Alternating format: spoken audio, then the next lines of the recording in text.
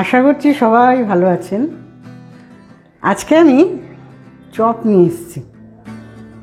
চপও বলা যায়, বলে না এত পেঁয়াজি বেড়েছে তোর, ওই পেঁয়াজি ওই আমার পেঁয়াজি বলে বেড়েছে, ওই পেঁয়াজি আজকে আমি আপনাদের সঙ্গে শেয়ার করব।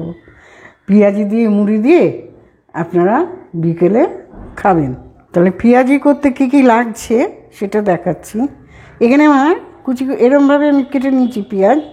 এখানে বড় বড় 3খানা পেঁয়াজ আছে। আর এই যে বেসন, এই বেসনটা আমি সবই দিয়ে দেবো। 25 গ্রাম বেসন আছে। সামান্য হলুদ 1 চা চামচ, 1/2 চা চামচ লবণ।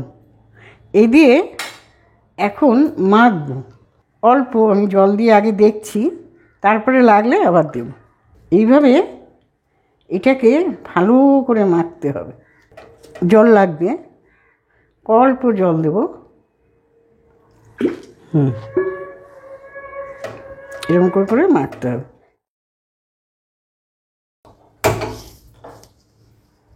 10 মিনিট হয়ে গেছে, আমি ফিরে এলাম। পেঁয়াজি, আলুর চপ, সিঙ্গারা এগুলো প্রত্যেকেই জানা, এগুলো কোনো অজানার কিছু নেই। কিছু কিছু নববধূ যারা হাউসওয়াইফও নয়, বাইরে চাকরিও করে, তাদের সব রান্নাই এখন জানা দরকার। তারাই অনেক সময় আমাদের এই ভিডিও দেখে দেখে তারা রান্না পরিবেশন করে। তাদের জন্যই আজকে আমার পেঁয়াজি করা।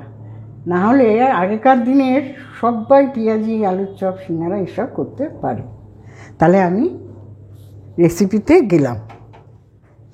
ফরচুন 100 কম আমি তেল দিলাম।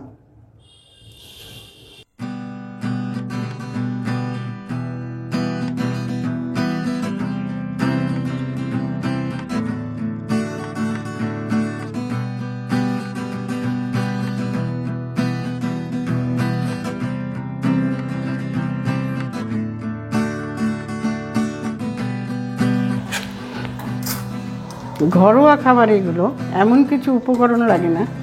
2-3টে উপকরণ দিয়ে সুন্দর বাড়িতে মুড়ি দিয়ে সুন্দরভাবে বিকেলে টিফিনটা হয়ে যায়।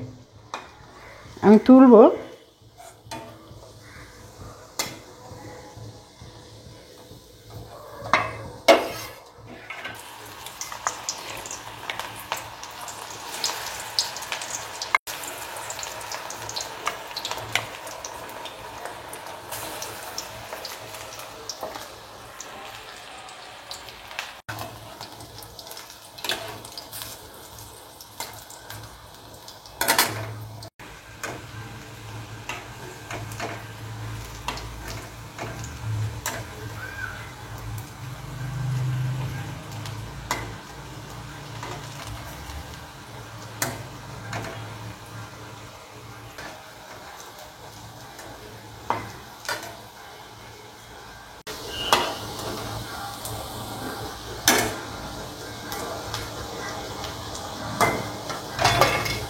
নুন, হলুদ, বেসন, ব্যাস, আর কিছু আসেনি এখানে।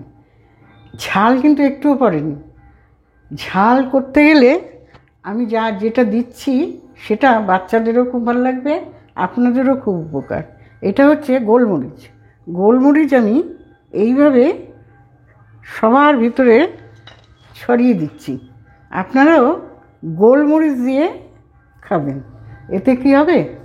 গোলমরিচ উপকার জিনিস, বাচ্চাদেরও ভালো, আপনাদেরও ভালো। তাহলে এইভাবে আপনারা করুন। গাদা গাদা শুকনো লঙ্কা না খেয়ে গোলমরিচের গুঁড়ো অনেক অনেক ভালো। তাহলে আসছি, সবাই খুব ভালো থাকবে।